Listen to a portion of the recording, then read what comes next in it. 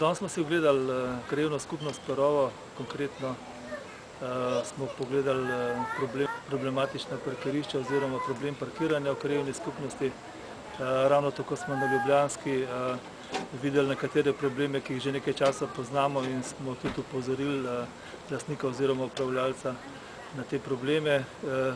Imamo probleme tudi s podjetjem Vegrad, ki nekatere zadeve ni lastniško oziroma javnih površin ni predalo občini in iz tega naslova ravno tako izhajajo problemi z rešetkami in še nekatere druge stvari, ki jih pa žal urejuje sodišče, tako da ta trenutek ne vemo, kdaj se bo to uredilo. Na vsak način mi lahko uredimo marsikaj, tudi tiste stvari, ki mogoče niso najbolj drage.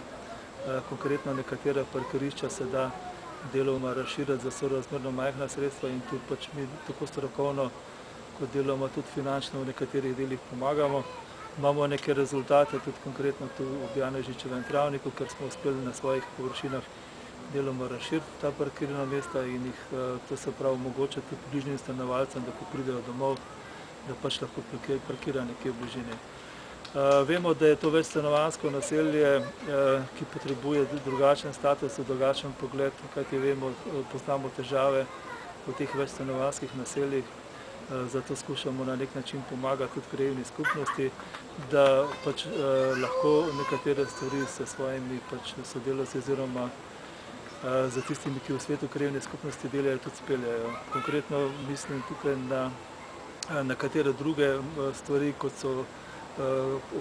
koši za smeti, pripravili so izredno uspešno, tudi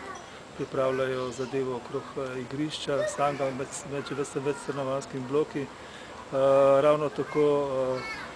so se vključili v nekatere manjše sanacije in problematične dele tudi na nekaterih pešpoteh oziroma cestiščih, kar je pa najbolj zadovoljivo, so pa v zadnjem času naredili, ko ste verjetno tudi krajani sami opazili,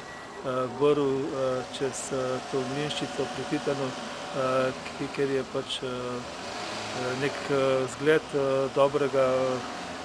dobre priprave in tudi most sam mislimo, da je zelo dobro se vliva in okolico, hkrati povezuje to našo novo kolesarsko oziroma pešpot na obvoznici in tudi vrv čez samo Kamniško Bistrico.